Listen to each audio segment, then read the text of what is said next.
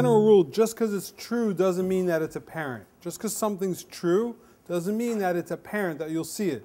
We spoke about sunset. No such thing as sunset. Sun does not set. The earth moves. It looks like the sun sets, but that's not true. So just because it's true doesn't mean that it's apparent. And just because it's true doesn't mean that it's easy to do. That rhymes, and that's true. Just because it's true doesn't mean it's easy to do. Yeah, that's true, but that doesn't make it easy to do. I'm going to send you home with 2 clear words that will make doing things easier, that will give you strength on that path. So one word, as you've mentioned, is the word chacham. That means somebody who is wise. You have an attribute of being wise. And another one is called gibor. You're strong.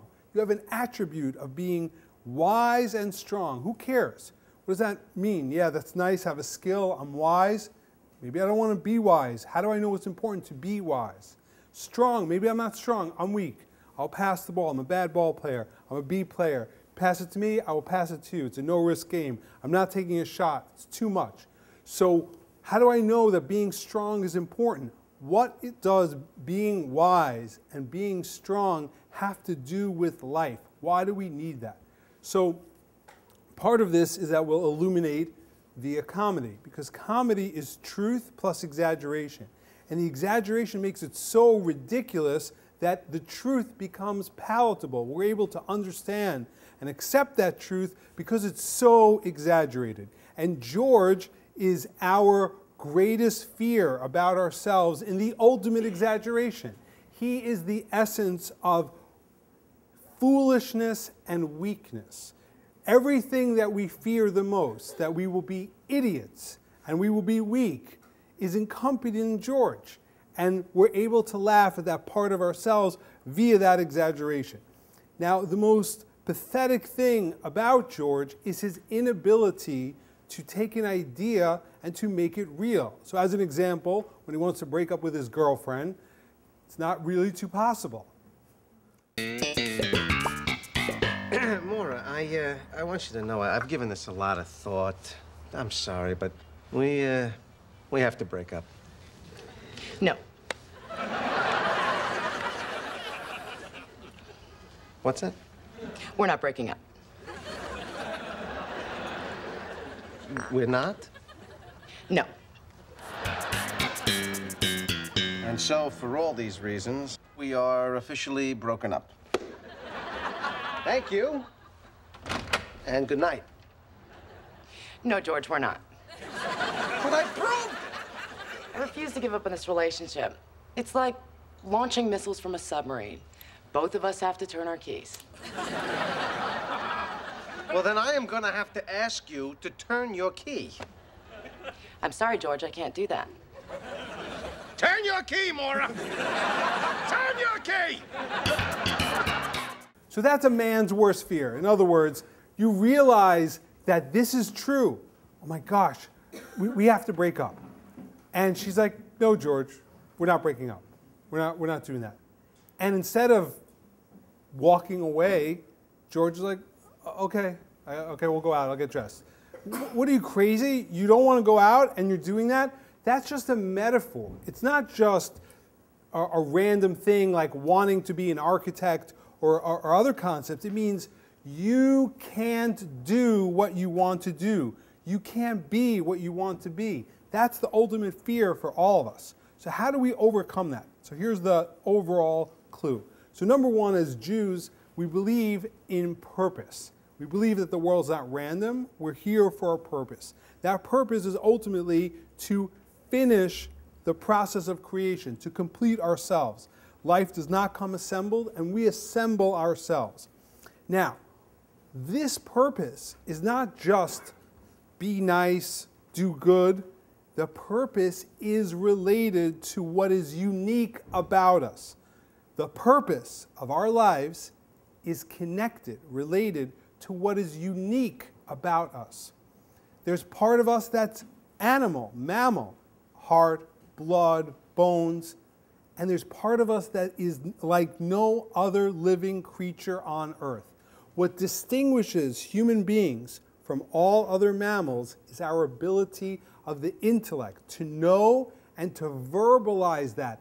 I have an intellectual idea, I'm verbalizing it, I'm sharing it with you, and now you own it. This trick that we're doing, the pursuit and acquisition of the intellect, is unique by human beings. It's not found anywhere else in the world. And what's unique, that's why parenthetically we're the only mammal to stand straight up. We are erect because our goal is that we guide our body via our head, that our intellect is what guides our life. Now, we are Jewish, we're part of a nation, 1/4% of world population, constantly faced with annihilation. This miracle nation that no matter what keeps surviving despite all plans of wiping us out. And we hold on to one thing in every congregation, conservative, Orthodox, Reform, there's one thing called the Torah. This is what we hold in reverence. Our reverence, you open the ark, oh, your bar mitzvah, you take out the Torah, this is what we revere. What is this? Why do we revere words? Because when we look at the words, when we analyze them, so we gain guidance. The word Torah is related to the word hora, which means guidance. Our guiding light that illuminates the path for us is this realm called Torah. Now, how do we acquire that? How do we acquire that wisdom? Can I memorize it, Rosetta Stone it? Can I somehow inject it in a Google Glasses brain transplant where I will have the information? How do I receive that? So in order to receive and to own that information, I need to have an attitude towards that, an attitude towards the pursuit of this wisdom. What's that attitude?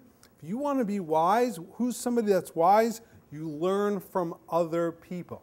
What does learn from other people mean?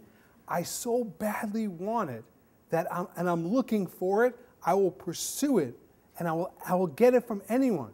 I'm willing to learn from anybody because I want it that badly.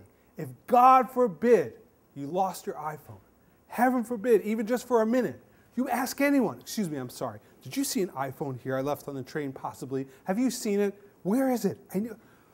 That one moment, I cannot live without that. If I can't find it, the whole day is ruined. I'll ask anybody because I realize on earth, without that, I can't live. So life is an away game. The concept of an away game is the fans are not rooting for you. If anything, they're booing you. They're not telling you, go, pursue wisdom, you go, do that, that's good, we want you to do that. You don't have that. But if a person musters up the desire, I need to know this, then you own it. Who is wise? Obviously, someone who has wisdom. This piece of Talmud is telling us the opposite. Things are not as they appear. It looks like who's wise? Someone who has wisdom. Who is wise that truly owns wisdom? Someone that seeks it, that pursues it, and has the humility to realize, I don't know and I want to know. And learning from all people means that my interaction with you, I can learn something from you.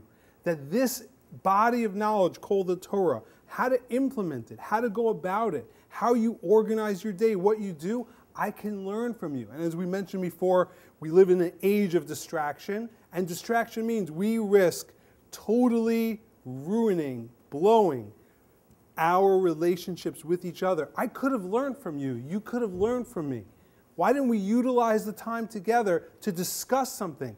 What's your opinion on that? How do you view this? Who's somebody that's wise? I learn from other people because my relationship with it, I pursue it.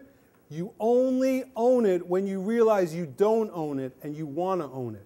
Wisdom is owned when you're in the moment of, I don't own it and I want to do it.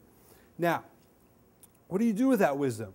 So the goal ultimately is to make that wisdom real. You want to take the reality of Torah, become a chacham. Now I'm wise. I have it. I own it. I have the guidance system within me. Now I want to bring that into my life. My life might have parts of darkness, but I want to bring the light into that part of my life. Now, in that area, everybody in this room is born with positive attributes and negative ones. Things that are good about ourselves, that come naturally. Good things about ourselves that come naturally. And what's our goal with that? Develop it. Develop the good that you have. And we all come with things that are lacking, that we don't have. And what's our goal with that? To change that, to redirect that. We might not be born naturally with certain attributes, but the goal in life is to bring light into darkness, to guide that physical that might be off-centered and make it centered, connect to reality. Now, in that, so you need wisdom to know, well, what are my good attributes? What are my bad attributes? How do I know the difference? And now that I recognize what's bad, now I know and I realize I'm at a point in which I need to go counterintuitive. As we said, just because something's true doesn't mean that it's easy to do. There is a play button in our soul called running counterintuitive. And that reality of going counterintuitive, that's the ultimate strength. You want to be strong? So who's strong? That's somebody that can forcibly transform their creative force. My creative force is in one way. But I realize, based on the wisdom that I've ascertained, that I need to redirect that. I have a force, let's say now in George's example, so George wants to please people. He would like to break up with her, but she doesn't want to, and he has a natural tendency to please. Pleasing is a good thing, sometimes. But there are times when being a pleaser is not a good thing, and you need to counter that reality to overcome that. Now, in that realm, as you'll see, that's called doing the opposite. That when you do the opposite of what your natural feeling is, then you are able to overcome. So who's strong? Someone that can, based on wisdom, transform their creative force, run counterintuitive, and to do the opposite. So in order to activate this reality, all of us need to, number one, come to a realization that the life that we have, the playbook that we have, it's not working. I need something better because you know what? I have the humility to realize my playbook isn't working. And George, in the episode of The Opposite, comes to this realization that it's not working. It all became very clear to me sitting out there today that every decision I've ever made in my entire life has been wrong.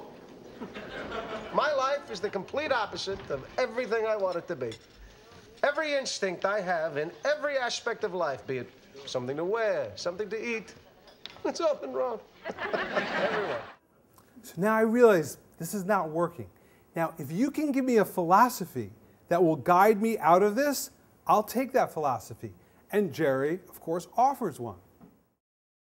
Yeah, I should do the opposite. I should. If every instinct you have is wrong, then the opposite would have to be right. Yes. I will do the opposite. I used to sit here and do nothing and regret it for the rest of the day. So now I will do the opposite and I will do something. Now, that's beautiful. Now, it's not always true that if everything in instinct is wrong, the opposite must be correct, but there's some truth to that concept. George was not empowered until this moment, but now he has a philosophy. I will take upon the realm of the opposite. Now, that philosophy is good sometimes, because sometimes there are certain mitzvot that we need to do where we don't feel it, but we have to do it, like the mitzvah of honoring your parents. I just want the both of you to know how much you mean to me. And I love you both very, very much. Opposite. George never said that to his parents, but sometimes you don't feel it, and you're going to have to say kind words to your parents. You're going to have to go in the realm of the opposite. Now, on a more deeper and practical level, a person needs to like themselves, to be secure about who you are. George is never secure about who he is, always cares about how he appears, and believes that the person inside of himself is ultimately ugly and bad. And therefore, all of his relationships with women is based on the superficial. He doesn't ascribe any depth to relationship unless he does the opposite. Are you growing a beard? Why shave every day? Just grows right back. I guess. I'm afraid I'm just not interested in how I present myself. If those kind of superficialities are important to you, this probably isn't going to work. So based on his belief about what is important in a relationship, non-superficialities, he's willing to even risk the relationship. George, who scrambles for a relationship, is now willing to risk the relationship because he doesn't shave every day and care about his outward appearance. He wants a relationship that is built on something deeper and more true. Now, when you have positive experiences with this newfound philosophy, you become invigorated. You feel this philosophy, although it was counterintuitive, I now have a positive emotion that's attached to it. Something is happening in my life. I did this opposite thing last night. Up was down, black was white, good was bad, day was nice. Yes! So you just did the opposite of everything? Yes! And listen to this. Listen to this. Her uncle works for the Yankees and is going to get me a job interview. A front office kind of thing. Assistant to the traveling secretary. A job with the New York Yankees. This has been the dream of my life ever since I was a child. And it's all happening because I'm completely ignoring every urge towards common sense and good judgment I've ever had. Now, the Yankees, the job of the Yankees for a man represents the ultimate dream. Not only to go to Yankee Stadium, but to work in Yankee Stadium. And now this philosophy is getting him to that realm. He's going to ignore all the common sense that he ever had, his own instinct, his own common sense. And therefore, on a job interview, although he might be tame and timid normally, but now he can fully accept who he is, be who he is, even in a job interview in the Holy of Holies, the great temple working in the Holy of Holies, Yankee Stadium. Here's George at his job interview. I gotta tell you, you are the complete opposite of every applicant we've seen. Mr. Steinbrenner, sir. There's someone here I'd like you to meet. This is Mr. Costanza. He's one of the applicants. Nice to meet you. Well, I wish I could say the same, but I must say, with all due respect, I find it very hard to see the logic behind some of the moves you have made with this fine organization. In the past 20 years, you have caused myself and the city of New York a good deal of distress, as we have watched you take our beloved Yankees and reduce them to a laughingstock, all for the glorification of your massive ego. Hire this man. So now, being himself with this passion actually gets him the job. Now, this is an important lesson. So George must have known the whole time that he had a choice to love and be kind to his parents or yell at them, to be real about a relationship or be superficial, to be who he is or to not accept who he is. He knew that they were both there. They were both options. Nobody gave him these lines. He got these lines because he just took his instinct and turned it to the opposite and went with that other level. But his natural instinct never led him in that reality. So for all of us, those realms that we need to work on, we can acquire the truth that counterbalances this natural instinct, but then we need to apply it. We need to actually make this reality real. How do you make that reality real? Well, number one, you have to believe that the truth you are following is true. George is inspired by this newfound religion called the opposite. It's a philosophy that he believes in, and therefore, even though I don't feel that I should do this on a job interview, I will do it because I believe in the truth of the opposite. When you believe in a philosophy, believe in a reality, and you give weight to that reality, that will enable you to become strong. So wisdom, when you have wisdom, that's the source of strength. Wisdom and strength are not two separate ideas.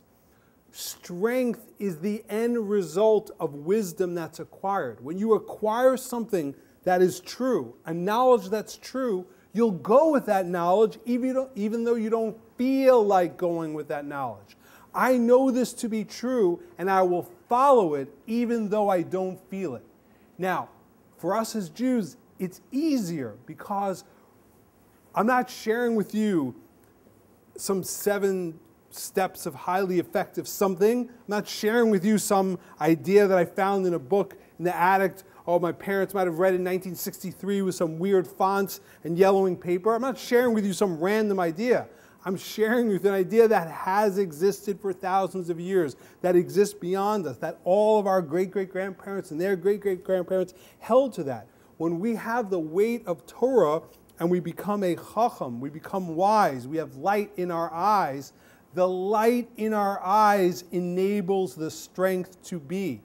Our goal is to be strong, to be who we are, to follow through with what's true with strength. And how do you be strong? You get smart. You have to get smart. You have to acquire wisdom. You have no strength without wisdom.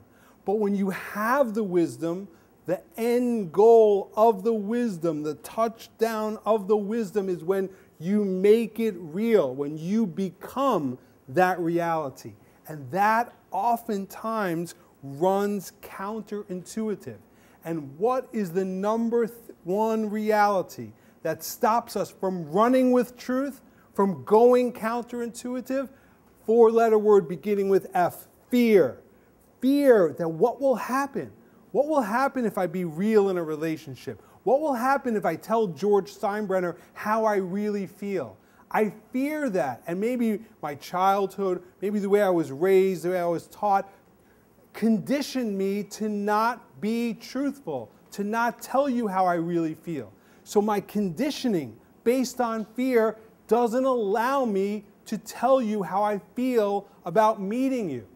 But when I can get rid of that fear, albeit for only one episode, but if I could get rid of fear and I could be who I am, when I meet you, you can meet me.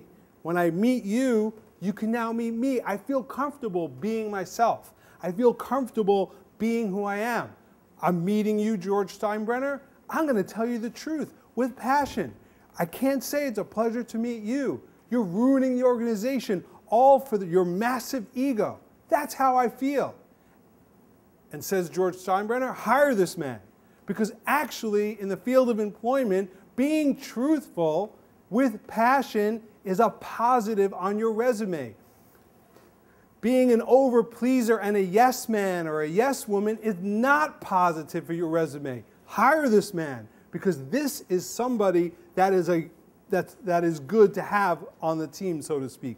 So the end result and the concept is 2 words to walk away with. Chacham means I don't want to just know about wisdom. I don't want to just know that there is wisdom. I want to own it. The whole point of getting together once a week is ideas that are worth knowing. There are ideas, truths that are worth knowing. You don't know it unless you own it. You don't have it unless you own it. To actually know something means you own it. To own wisdom means you need to turn your brain on to the constant attitude of I don't have it yet. Any great musician, you speak to them, they're almost there. They're not yet where they want to be. Their next album will be better. I don't have it yet, but I'm looking for it. Who's somebody that's wise? Someone that looks for being wise. And who's someone that's strong? Someone that is willing to face the most fearful battle on earth. And that is the battle with themselves. Beating someone else up is no big deal. Animals can do that. But for you to fight your inner instinct and become something that's based on a truth, that is the ultimate strength. And that's the ultimate battle. And that's why there comes the ultimate fear. But the goal of all of us is that which we know becomes our strength. The end. Thank you guys.